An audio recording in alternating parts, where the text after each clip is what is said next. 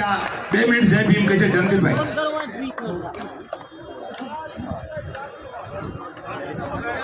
હવે હું ગુલાબસિંહ રાજપૂત સાહેબને વિનંતી કરું કે સાહેબ આવો અને સભાને સંબોધન કરો. ગુલાબસિંહ ભાઈ ઉમેદવારની વાત કરીને ઉમેદવાર આપણે તુષારભાઈ આપણા સાબરકાંઠાના ધારાસભ્ય ઉમેદવાર શ્રી તુષારભાઈને વિનંતી છે કે સભા સંબોધશે.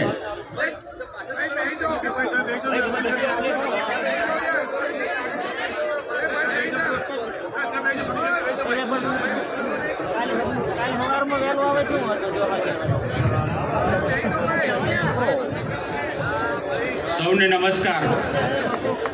આજની આ જનસભામાં ઉપસ્થિત ગુજરાત પ્રદેશ કોંગ્રેસ સમિતિના આદરણીય પ્રમુખ શ્રી શક્તિસિંહજી ગોહિલ સાહેબ,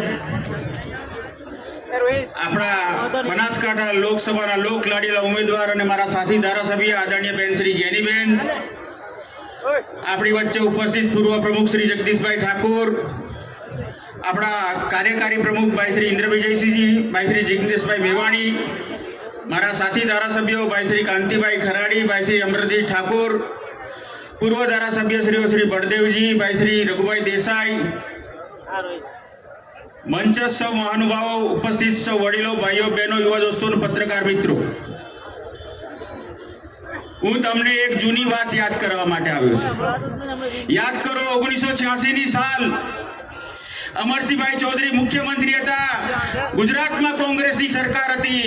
ત્યારે 86, 87 ને 88 ત્રણ વર્ષ આ બનાસકાંઠામાં દુકાળ પડ્યો હતો કે નહોતો પડ્યો? એ વખતે ગામે ગામ રાહત કામો શરૂ કર્યા હતા કે નહોતા કર્યા? 50% પગાર ને 50% અનાજ આપણને મળતા હતા કે નહોતા મળતા? આપણી બહેનો જ્યારે કામ કરવા આવતી હતી, નાના છૈયાને લઈને આવતી હતી, એના માટે છાંયડાની વ્યવસ્થા હતી કે નહોતી? એ લોકો માટે પીવાના પાણીની વ્યવસ્થા હતી કે નહોતી? એ જ વખતે યાદ કરો, આપણા પશુઓ ગાય ને ભેંસ, એના માટે પણ ગામે ગામ ઢોરવાડા શરૂ કરેલા. અને દક્ષિણ ગુજરાતમાંથી લીલીછમ શેરડીઓ પણ આ ઢોરવાડામાં આવતી હતી કે નહોતી આવતી? અને એ વખતે આપણે કશું વાવ્યું નહોતું, આપણે કશું લણ્યું નહોતું, તેમ છતાં બી 5 વર્ષ ચાલે એટલી અનાજની કોઠીઓ આપણી ભરાઈ હતી કે નહોતી ભરાઈ? યાદ કરો, એ જ અમરસિંહભાઈ ચૌધરીની સરકારમાં આપણા ખેડૂતોના ખેતરે મીટરો હતા. અમરસિંહભાઈ એમ કીધું, ખેડૂતો મીટર કાઢી નાખો ને કૂવામાં નાખી દો, હું તમને હોર્સ પાવર દીઠ વીજળી આપીશ.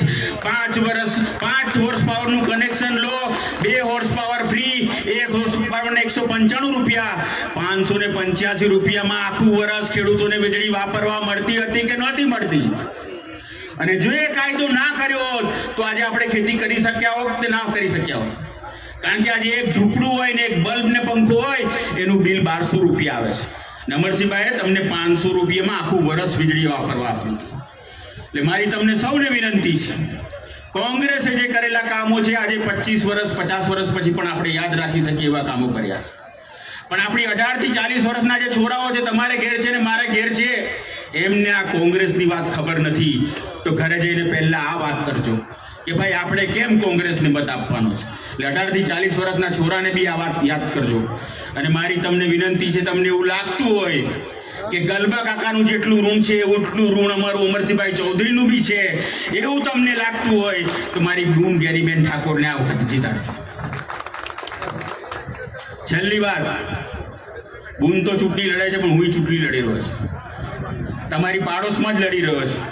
એટલે જે કંઈ થોડો ઘણો ટેકો સગા સંબંધીનો તમે વહુ લાવ્યા હોય, બેટી પરણાવી હોય તો ત્યાં મને ધક્કો મારી આપજો.